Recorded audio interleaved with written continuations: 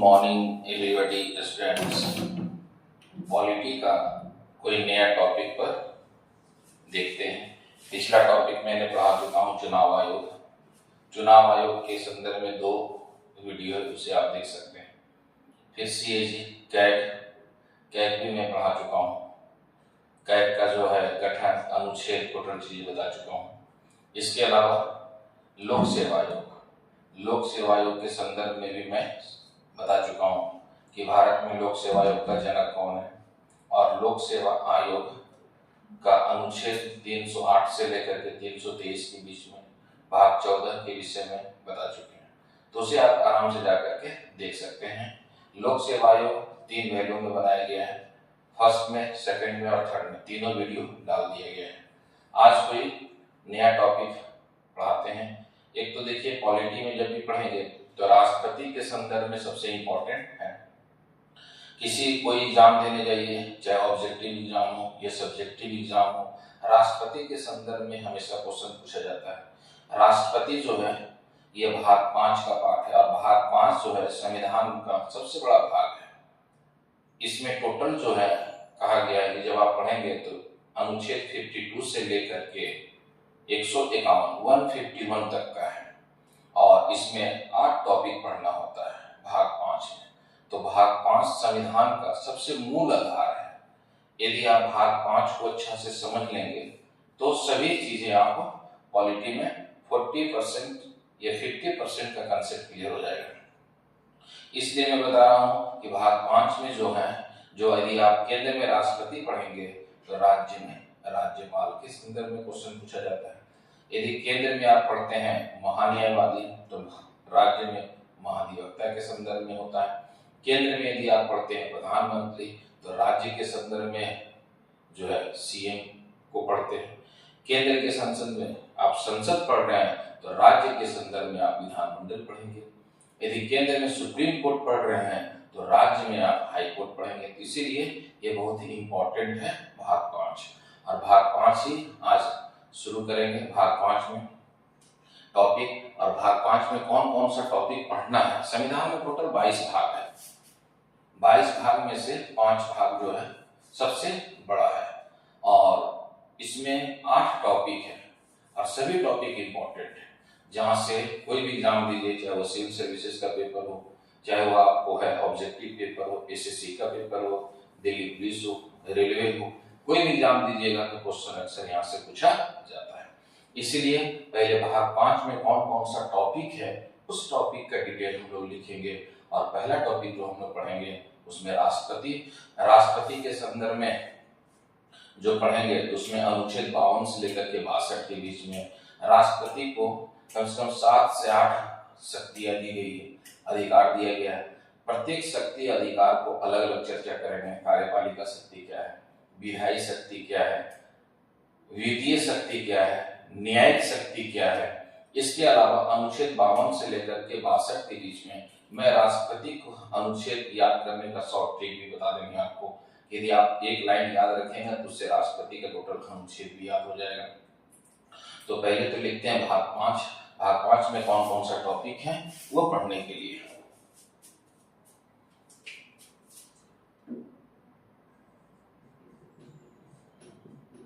भाग 5 अनुच्छेद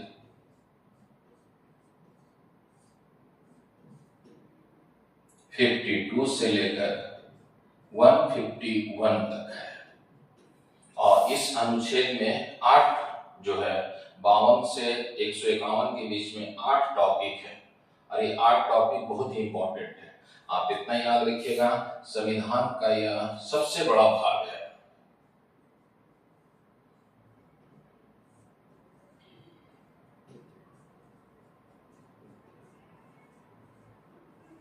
सबसे बड़ा भाग है। इसमें पहला टॉपिक है राष्ट्रपति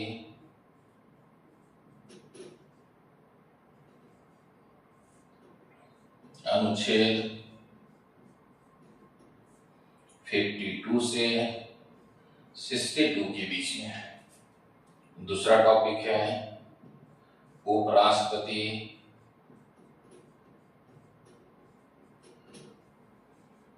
अनुच्छेद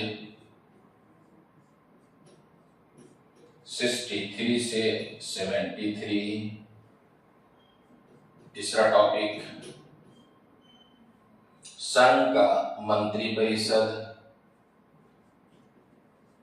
संघ का मंत्री परिषद अनुच्छेद 74 में है। नेक्स्ट, संघ का प्रधानमंत्री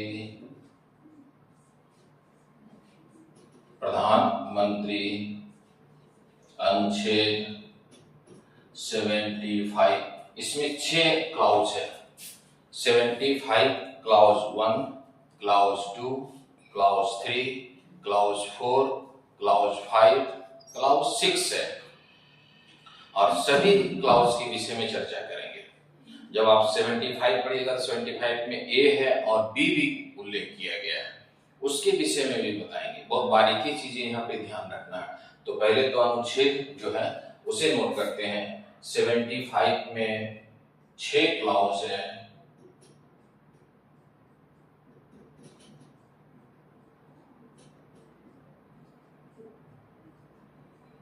इसके अलावा जब आप पढ़ेंगे भारत के प्रधानमंत्री, इसमें 2 आर्टिकल और भी आप इसमें जानेंगे। अनुच्छेद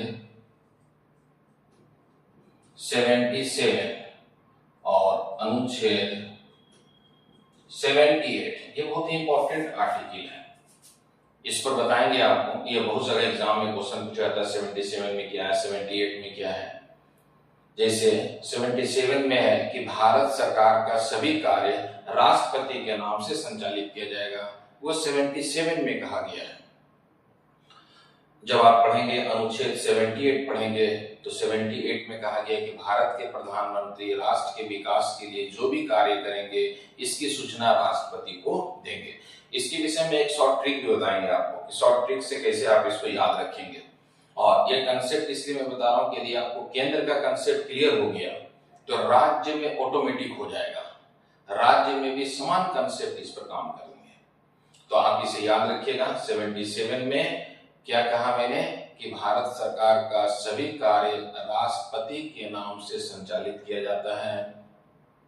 78 में मैंने क्या बता रहा हूं कि भारत के प्रधानमंत्री राष्ट्र के विकास के लिए जो भी कार्य करेंगे इसकी सूचना राष्ट्रपति को देंगे। ये सभी आर्टिकल इंपॉर्टेंट हैं। इसके बाद नेक्स्ट, भारत का महान्यायवादी, भारत का महान्यायवादी, यहाँ लाइट की भी समस्या थोड़ा है। किस अनुच्छेद में है? अनुच्छेद 76। ये ग्लोबल वार्मिंग का प्रभाव इतना है पड़ रहा है कि बिजली जो है सभी जगह ऑल ओवर इंडिया में ही समस्या चल रहा है बिजली का। फिर भी हम लोग देखते हैं कम से कम कौन सा टॉपिक पढ़ना है। तो भारत का महान्यायवादी अनुच्छेद 76 में है। इसके बाद है भारत का संसद, भारत का संसद अनुच्छेद 79 से 123 के बीच में है। नेक्स्ट टॉपिक, सर्वोच्च न्यायालय, सुप्रीम कोर्ट, सर्वोच्च न्यायालय, सर्वोच्च न्यायालय अनुच्छेद 124 से 147 के बीच में है। लास्ट भाग 5 का जो टॉपिक है कैग, CAG, इसी को कहा जाता है controller editor general of India, या आप कह सकते हैं हिंदी में भारत के नियंत्रक एवं महालेखा परीक्षक, भारत के नियंत्रक एवं महालेखा परीक्षक। इंग्लिश में कहा जाएगा the controller editor general of India.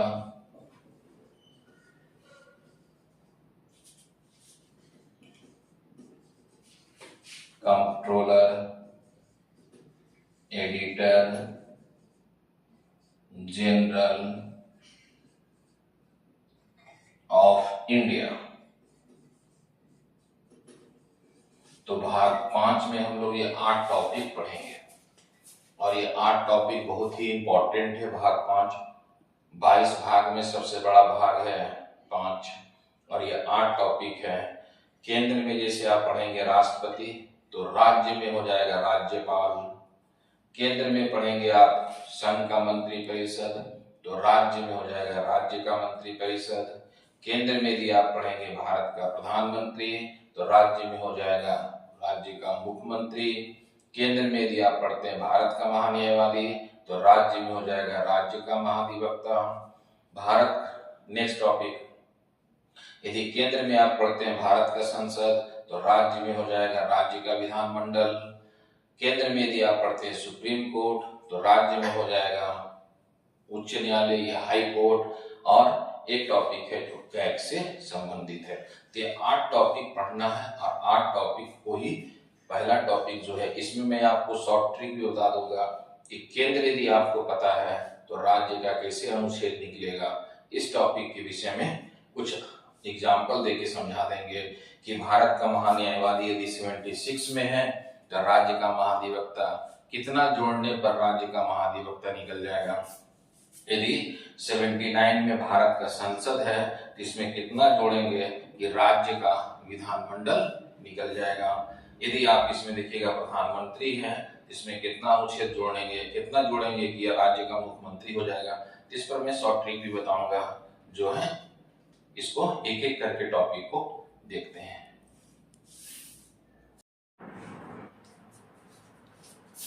तो भाग 5 में कौन कौन सा टॉपिक हम लोग पढ़ रहे हैं इसके विषय में हम लोगों को देखते हैं। और भाग 5 का सबसे इम्पोर्टेंट क्या है कि यहाँ एक शॉर्ट ट्रिक है, आपको मैं ट्रिक बताता हूँ कि कैसे आप निकालेंगे। जो है यदि केंद्र को आपको पता है तो राज्य का किस प्रकार का अनुच्छेद आप यहाँ निकाल सकते हैं। जैसे यदि केंद्र में भारत का महान्यायवादी है तो राज्य में किस अनुच्छेद में राज्य का महाधिवक्ता होगा।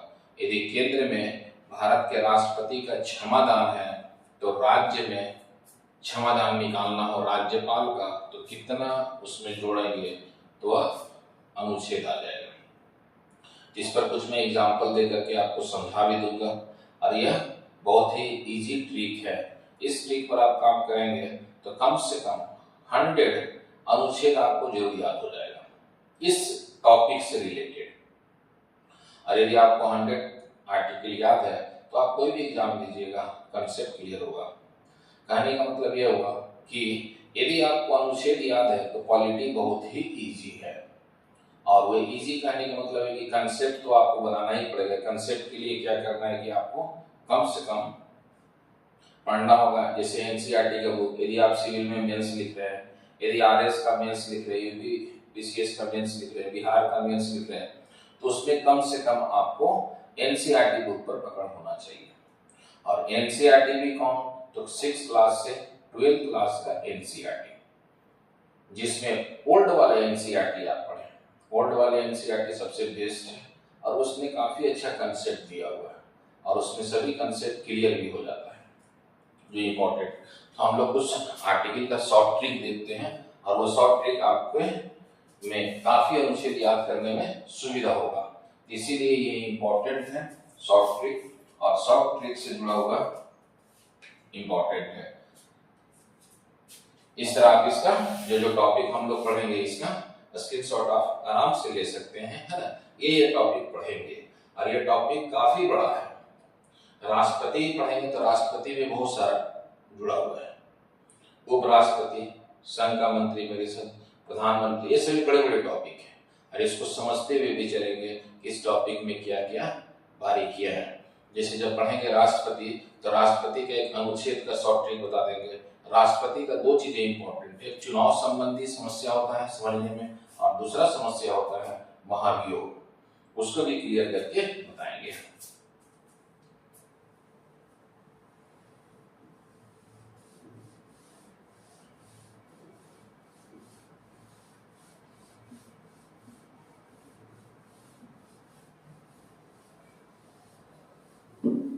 जैसे भाग 5 में क्या है, केंद्र है। भाग 5 में केंद्र की बात की गई है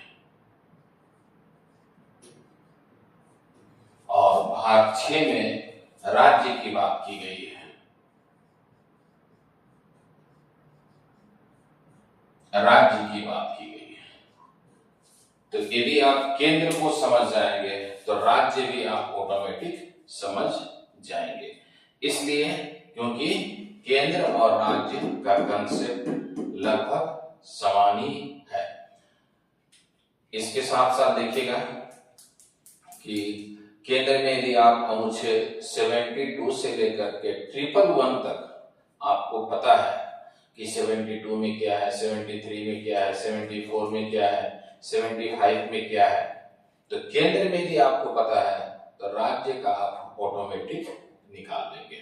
तो मैं कुछ एग्जांपल दे करके आपको समझाता हूं। इसमें मैंने शॉर्ट ट्रिक के लिए क्या बताया, तरीका क्या है शॉर्ट ट्रिक का।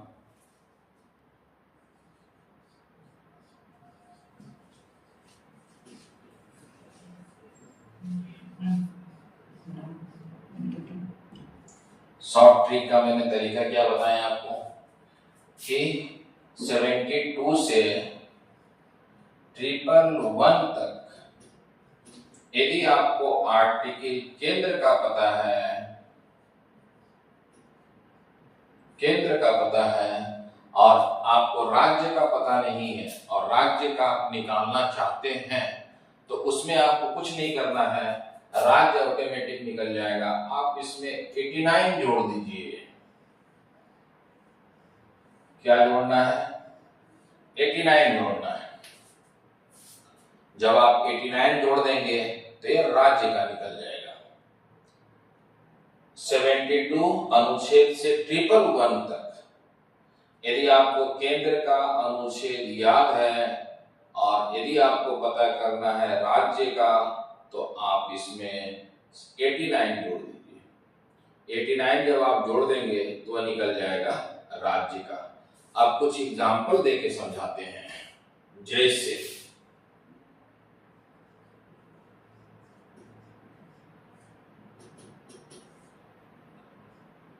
पहला अनुच्छेद आपको बताते हैं 72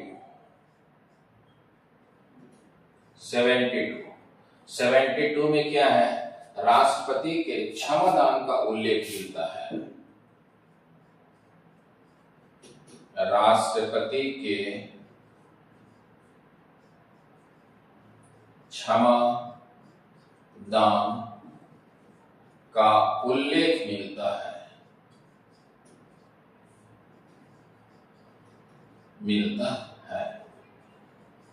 अब आपको राष्ट्रपति का जब क्षमादान का अनुच्छेद पता है और राज्यपाल का क्षमादान का अनुच्छेद आप नहीं जान रहे हैं, तब इसके लिए कोई समस्या आपको नहीं है।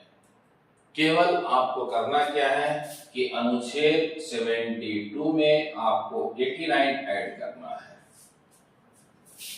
जब आप 72 में अनुच्छेद 89 जोड़ देंगे तो कितना हो जाएगा, अनुच्छेद निकल जाएगा, यहाँ आ जाएगा अनुच्छेद 161 आ जाएगा, 161 आ जाएगा। और 161 में राज्यपाल के क्षमादान शक्ति का उल्लेख मिलता है। राज्यपाल के क्षमादान शक्ति का उल्लेख मिलता है।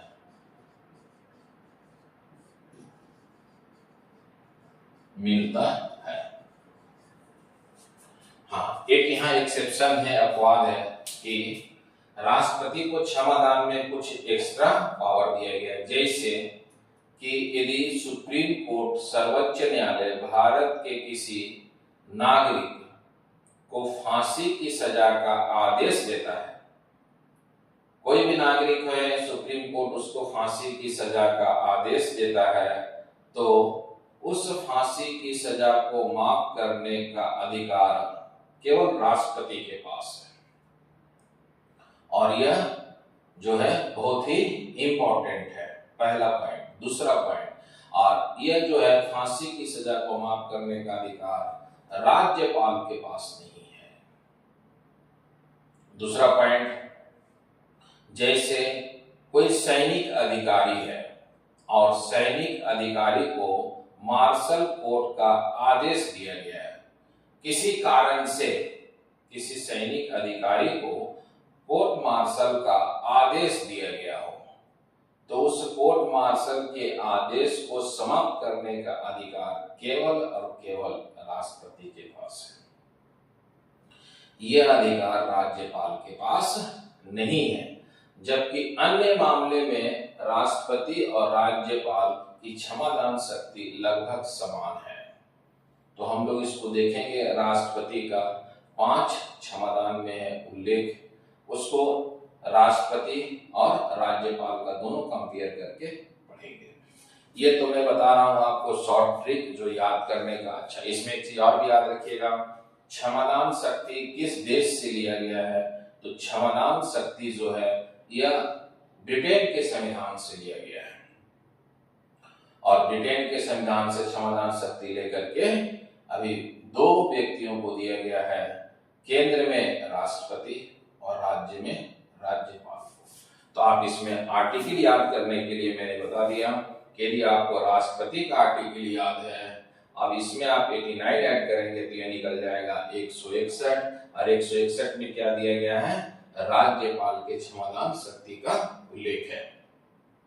अब इसको समझ गए हैं तो आप इसका स्क्रीनशॉट ले सकते हैं। अभी और भी एग्जांपल देकर के मैं समझाने की कोशिश कर रहा हूं। ये तो हो गया, पहला एग्जांपल दे दिया, आपको समझ में आ गया। दूसरा फिर इसमें एग्जांपल देके समझते हैं।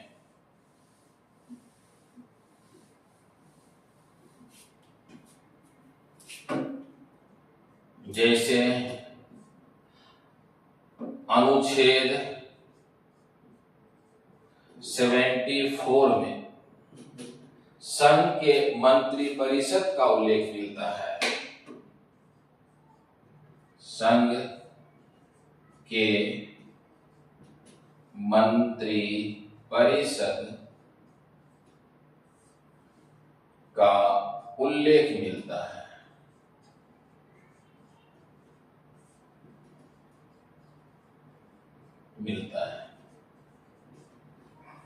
और याद रखिएगा, भारत के संविधान में सभी जगह आपको है मंत्रिपरिषद, काउंसिल ऑफ मिनिस्टर का ही उल्लेख मिलता है। एक ही जगह है जो अनुच्छेद, वो भी मूल संविधान का पार्ट नहीं है, एक ही जगह है अनुच्छेद 352 में जहां मंत्रिमंडल शब्द का उल्लेख मिलता है।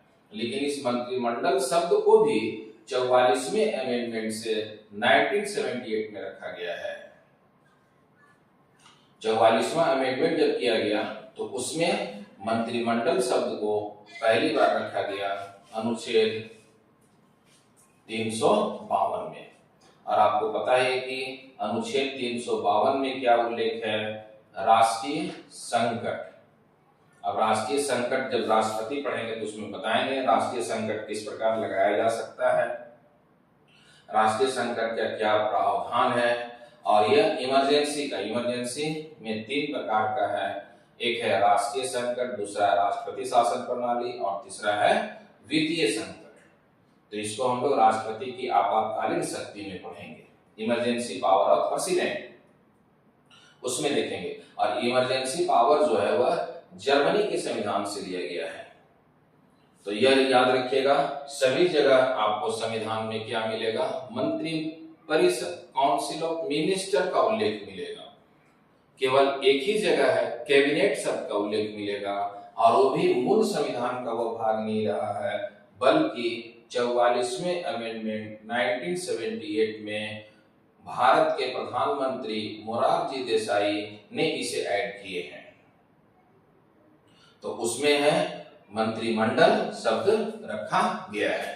तो यह हो गया, केंद्र में संघ के मंत्रिपरिषद का उल्लेख है। अब इसी को जब आप पढ़ेंगे तो मंत्रिपरिषद में 3 प्रकार के मंत्री होते हैं। एक होता है कैबिनेट मंत्री, दूसरा होता है राज्य मंत्री और तीसरा होता है उप मंत्री। कैबिनेट मंत्री जो होते हैं वो अपने विभाग का सर्वे सर्वा होते हैं। जैसे भारत के विदेश मंत्री एस जयशंकर हैं, भारत के वित्त मंत्री निर्मला सीतारमण है, भारत के रक्षा मंत्री राजनाथ सिंह हैं, देश के होम मिनिस्टर अमित शाह हैं, तो वह सर्वे सर्वा हैं, जिन्हें कहा जाता है कैबिनेट मंत्री कहा जाता है। और दूसरे प्रकार का जो मंत्री होता है जिन्हें राज्य मंत्री कहा जाता है। राज्य मंत्री को दो पार्ट में बांटा गया है। एक राज्य मंत्री वह होता है जो स्वतंत्र विभाग प्रभार होता है, उसके पास वो अपने विभाग का स्वतंत्र प्रभार होता है। और एक राज्य मंत्री वो होता है जो कैबिनेट मंत्री को सपोर्ट करता है। जैसे निर्मला सीतारमण जो है भारत की वित्त मंत्री है, तो निर्मला सीतारमण जो वित्त मंत्री, तो उनको सपोर्ट कौन करता है? राज्य वित्त मंत्री। ये केंद्र का राज्य वित्त मंत्री है, ये नहीं समझिएगा कि राज्य में वित्त मंत्री, नहीं, केंद्र में राज्य मंत्री होता है। और अभी वर्तमान समय में है पंकज चौधरी, तो वह क्या करेंगे? निर्मला सीतारमण को सपोर्ट करेंगे। ये दूसरे प्रकार का मंत्री होता है, राज्य मंत्री। और तीसरे प्रकार का जब आप पढ़ेंगे, मंत्री जो है वह उप मंत्री होता है। उप मंत्री क्या करता है? कैबिनेट मंत्री और राज्य मंत्री को सहयोग देता है। इसीलिए मंत्रिपरिषद और मंत्रिमंडल में अंतर होता है। मंत्रिपरिषद में सभी मंत्री शामिल होते हैं, चाहे वह कैबिनेट मंत्री हो, चाहे वह राज्य मंत्री हो, चाहे वह उप मंत्री हो। लेकिन जब आप पढ़ेंगे कैबिनेट मंत्री, तो कैबिनेट मंत्री अपने विभाग का सर्वे सर्वा होता है। प्रधानमंत्री और उसके महत्वपूर्ण विभाग के मिलने से केंद्रीय मंत्रिमंडल बनता है। जैसे प्रधानमंत्री हो गए और उनके महत्वपूर्ण विभाग क्या हो सकता है? वित्त मंत्री हो सकता है, विदेश मंत्री हो सकता है, इसके अलावा होम मिनिस्टर हो सकता है, रक्षा मंत्री हो सकता है, संचार मंत्री, ये सभी क्या महत्वपूर्ण विभाग है। जब इसको आप जोड़ देंगे तब ये बन जाएगा केंद्रीय मंत्रिमंडल। और केंद्रीय मंत्रिमंडल के पास पावर अनलिमिटेड है। केंद्रीय मंत्रिमंडल के पास पावर जो है वह अनलिमिटेड है। अनलिमिटेड कहने का मतलब है कि राष्ट्र के विकास के लिए कोई भी कार्य कर सकता है। और केंद्रीय मंत्रिमंडल का सर्वे सर्वा होता है भारत का प्रधानमंत्री। उसी प्रकार जब आप पढ़ेंगे मंत्रिपरिषद, तो मंत्रिपरिषद का अध्यक्ष कौन होता है? भारत का प्रधानमंत्री। और प्रधानमंत्री की आकस्मिक या रिजाइनेशन हो जाए, आकस्मिक कोई दुर्घटना घटित हो जाए, तब मंत्रिपरिषद पूरा समाप्त हो जाता है। यह बहुत ही इंपॉर्टेंट है। जितनी भी चीजें आपको समझा रहे हैं ये सभी बहुत ही बारीकी चीजें हैं जो आपको ध्यान रखना है। अभी मैंने बताया क्या कि संघ के मंत्रिपरिषद का उल्लेख किस अनुच्छेद में है? 74 में। इसको समझने के लिए एक और एग्जांपल देके समझाते हैं। जैसे पूरा संसार, ग्लोब जो है, ये पूरा संसार कहिए, पूरा वर्ल्ड कहिए, तो ये मंत्रिपरिषद है। लेकिन उस संसार में यदि इंडिया आ गया तो क्या हो गया? मंत्रिमंडल हो गया। इसको ऐसे समझते हैं कि जो पूरा भारत है वह मंत्रिपरिषद है, और उस भारत में एक उत्तर प्रदेश जो है वो एक मंत्रिमंडल है। तो ये आप याद रखेंगे, मंत्रिपरिषद और मंत्रिमंडल में ये थोड़ा सा डिफरेंट भी है, समझना भी है। देखिए बहुत सारा क्वेश्चन होता है जो समझ करके आपको अंडरस्टैंडिंग पर ही लिखना है मेंस में, और आपको करना है। बहुत सारा क्वेश्चन यदि आपके पास कंसेप्ट क्लियर रहेगा तो बहुत सारा क्वेश्चन, तो एक कंसेप्चुअल क्वेश्चन तो आप इसी तरह इजी से ही कर लेंगे। हाँ, फैक्चुअल जहां पर बात है, जैसे आप सिविल में तो फैक्चुअल क्वेश्चन नहीं आता है, लेकिन कंसेप्ट का क्वेश्चन इसमें ज्यादातर पूछा जाता है। इसीलिए आपको कंसेप्ट पर ज्यादा काम करना है। और एनसीईआरटी बुक जितना बार आप पढ़ेंगे उतना ही उसमें नया नया चीज आपको मिलेगा। यदि आपको आईएएस बनना है, यदि आपको आरएस बनना है, या आपको यूपीपीसीएस में एसडीएम बनना है, तो कंसेप्ट पर ज्यादा काम करने की आवश्यकता है। लेकिन ऐसा नहीं है कि आपको दिल्ली पुलिस में बनना है, रेलवे के एग्जाम देना है, या आपको अन्य क्षेत्र का कोई पेपर देना है, कोई ऑब्जेक्टिव पेपर देना है, उसमें भी काम करना होगा। मैं इसलिए बता रहा हूं कि आज बिना मेहनत का कोई भी सफल नहीं हो सकता है। क्यों? क्योंकि जैसे जैसे देखिएगा इंडिया में क्या है कि बेरोजगारी की संख्या जैसे जैसे बढ़ रहा है, वैसे वैसे वैकेंसी भी कम हो रहा है और कंपटीशन भी काफी बढ़ रहा है। तो इसीलिए ये इम्पोर्टेंट है, जुड़ा है। एक छोटा सा एग्जांपल समझाते हैं। जैसे इस बार क्या है कि 2024 में जो फाइनल रिजल्ट आया है शक्ति दुबे का, वह 3 बार तो उनका यूपीएससी में प्री ही नहीं हुआ आईएएस में। चौथा अटेम्प्ट उन्होंने दी, चौथा अटेम्प्ट में प्री हुआ, मेंस हुआ, इंटरव्यू दी, लेकिन उनका फाइनल नहीं हो पाया। उनका फाइनल रिजल्ट नहीं आ पाया। क्यों? क्योंकि 12 नंबर से रुक गया। फिर उन्होंने 5वां अटेम्प्ट दी और 5वां अटेम्प्ट में यूपीएससी टॉप की। तो एक तो क्या है कि पेशेंस और मेहनत दोनों आप करेंगे तभी आपको सफलता मिलेगा। और इसके लिए क्या है, एक रणनीति, एक स्ट्रेटजी वे में काम करना पड़ेगा।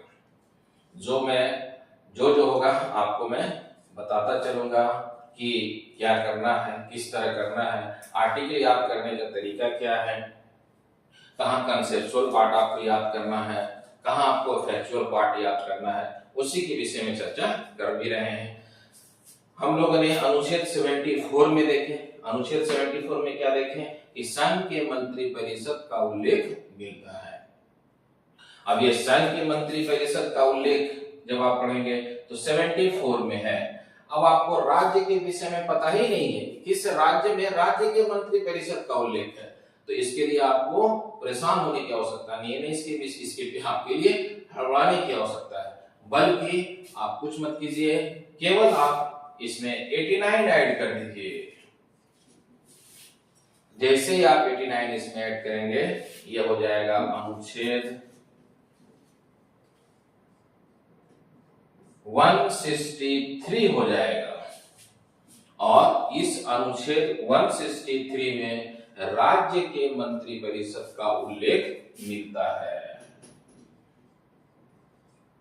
राज्य के मंत्री परिषद का उल्लेख मिलता है।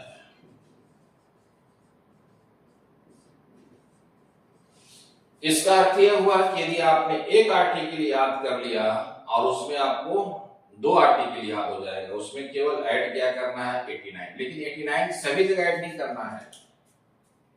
जहां जहां मैं बताऊं, जहां जहां मैं पढ़ा रहा हूं, उसी जगह आपको ऐड करना है। अब अपने से ऐड करेंगे तो वह सभी जगह नहीं है।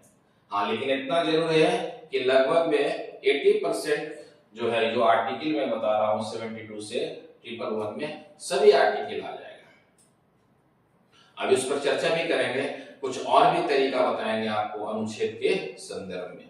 तो ये आप याद रखिएगा कि 74 में संघ के मंत्री परिषद, तो 163 में क्या है, राज्य के मंत्री परिषद। नेक्स्ट आर्टिकल फिर आपको समझाते हैं।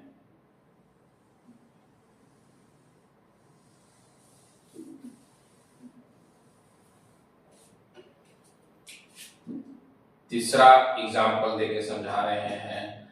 जैसे अनुच्छेद 75, अनुच्छेद 75 पे क्या उल्लेख है, भारत के प्रधानमंत्री का उल्लेख है। भारत के प्रधानमंत्री का उल्लेख मिलता है।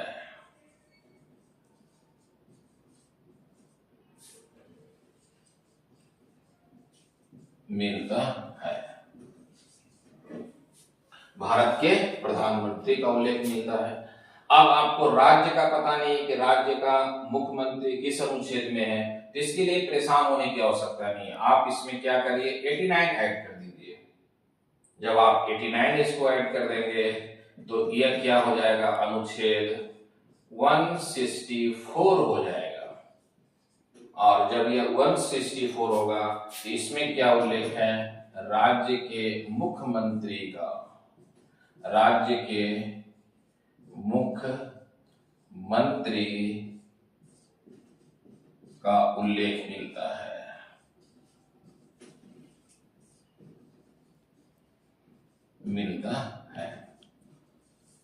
तो आप इसे याद रखिए, यह 89 का ट्रिक है, बहुत ही सटीक और सबसे अच्छा ट्रिक है। आपको याद रखेंगे तो इससे ज्यादातर आपका आर्टिकल याद रहेगा। और इसी तरह आगे भी आर्टिकल के विषय में डिस्कस करेंगे, बताएंगे और टॉपिक शुरू करेंगे। जब ये डिस्कस कर देंगे आपको है, तब इसके बाद टॉपिक शुरू करेंगे राष्ट्रपति का। जय हिंद, जय भारत।